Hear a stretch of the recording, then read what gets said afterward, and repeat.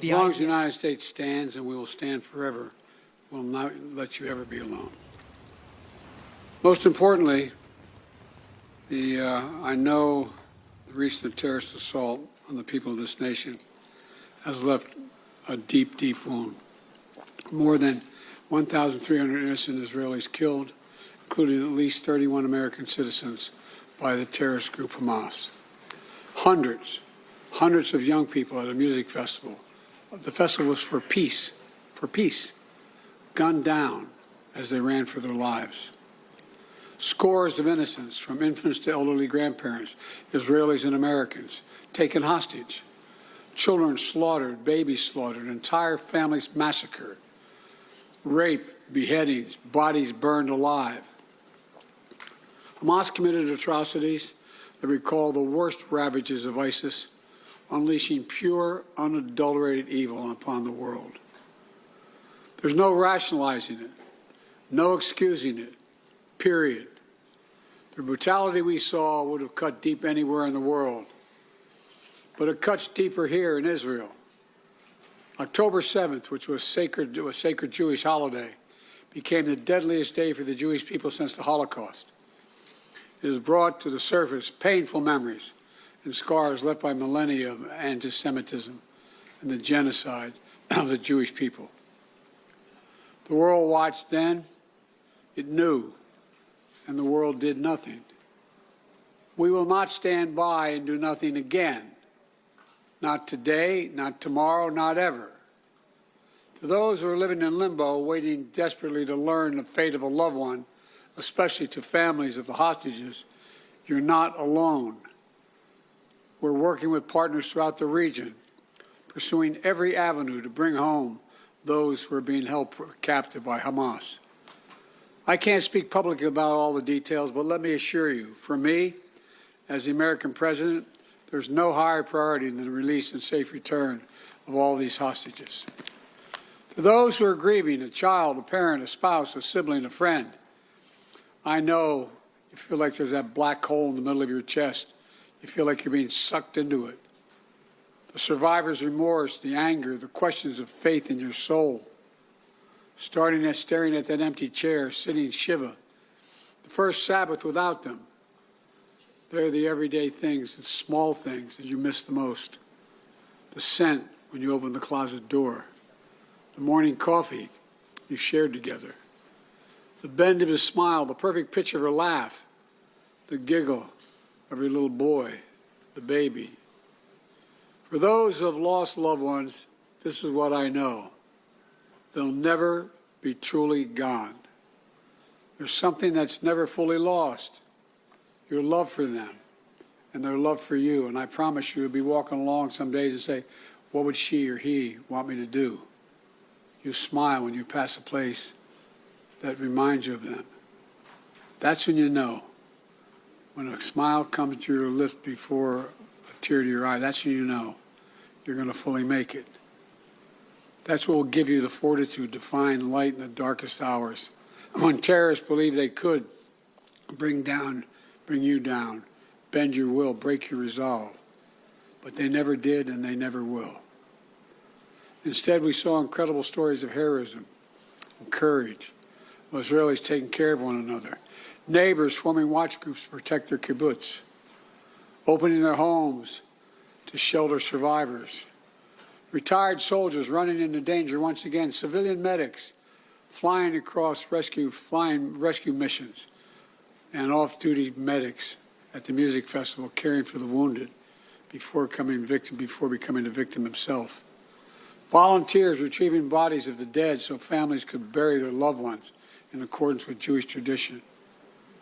Reservists leaving behind their families, their honeymoons, their studies abroad without hesitation, and so much more. The State of Israel was born to be a safe place for the Jewish people of the world. That's why it was born. I've long said, if Israel didn't exist, we'd have to invent it. And while it may not feel that way today, Israel must again be a safe place for the Jewish people. And I promise you, we're going to do everything in our power to make sure that it will be. 75 years ago, just 11 minutes after its founding, President Harry S. Truman and the United States of America became the first nation to recognize Israel. We've stood by your side ever since. We're going to stand by your side now. My administration has been in close touch with your leadership from the first moments of this attack. We're going to make sure you have what you need to protect your people, to defend your nation. For decades, we've ensured Israel's qualitative military edge. And later this week, I'm going to ask the United States Congress for an unprecedented support package for Israel's defense. We're going to keep Iron Dome fully supplied so it can continue standing sentinel over Israeli skies, saving Israeli lives. We've moved U.S. military assets to the region, including positioning the USS Ford Carrier Strike Group in the Eastern Mediterranean, with the USS Eisenhower on the way to defer further aggression against Israel and to prevent this conflict from spreading. The world will know that Israel is stronger than ever. And my message to any state or any other hostile actor thinking about attacking Israel remains the same as it was a week ago. Don't. Since this terrorist attack took place, we've seen it described as Israel's 9/11. But for a nation the size of Israel, it was like 15 9/11s. The scale may be different, but I'm sure those horrors have tapped into some kind of primal feeling in Israel, just like it did and felt in the United States. Shock, pain, rage, an all-consuming rage. I understand, and many Americans understand. You can't look at what has happened here to your mothers, your fathers, your grandparents, sons, daughters, children, even babies, and not scream out for justice. Justice must be done. But I caution this: while you feel that rage, don't be consumed by it. After 9/11, we were enraged in the United States. While we sought justice and got justice, we also made mistakes. I'm the first U.S. president to visit Israel in time of war. I've made wartime decisions. I know the choices are never clear or easy for the leadership. There's always cost, but it requires being deliberate. It requires asking very hard questions. It requires clarity about the objectives and an honest assessment about whether the path you're on will achieve those objectives. The vast majority of Palestinians are not Hamas. Hamas does not represent the Palestinian people. Hamas uses innocent families in Gaza as human shields, putting their command centers, their weapons, their communications tunnels in residential areas. Palestinian people are suffering greatly as well. We mourn the loss of innocent Palestinian lives like the entire world. I was outraged and saddened by the enormous loss of life yesterday in the hospital in Gaza. Based on the information we've seen to date, it appears the result of an errant rocket fired by a terrorist group in Gaza. The United States unequivocally stands for the protection of civilian life during conflict, and I truly grieve for the families who were killed or wounded by this tragedy. The people of Gaza need food, water, medicine, shelter. Today I asked the Israeli cabinet, who I met with for some time this morning, to agree to the delivery of life-saving humanitarian assistance to civilians in Gaza, based on the understanding that there will be inspections and that the aid should go to civilians, not to Hamas. Israel agreed the humanitarian assistance can begin to move from Egypt to Gaza. But let me be clear: if Hamas diverts or steals the assistance, they will have demonstrated once again that they have no concern for the welfare of the Palestinian people. And it will end. As a practical matter, it will stop the international community from being able to provide this aid. We're working in close cooperation with the government of Egypt, the United Nations, and its agencies like the World Food Program and other partners in the region to get trucks moving across the border as soon as possible. Separately, I ask Israel that the global community demand that the International Red Cross be able to visit hostages. I just demanded that the United States fully, a just demand that the United States fully supports. Today, I'm also announcing $100 million in new U.S. funding for humanitarian assistance in both Gaza and the West Bank.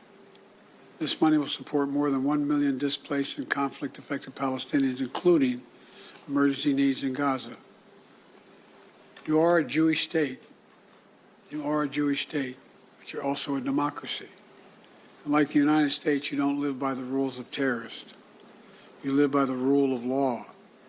And when conflicts flare, you live by the law of wars. What sets us apart from the terrorists is we believe in the fundamental dignity of every human life. Israeli, Palestinian, Arab, Jew, Muslim, Christian, everyone.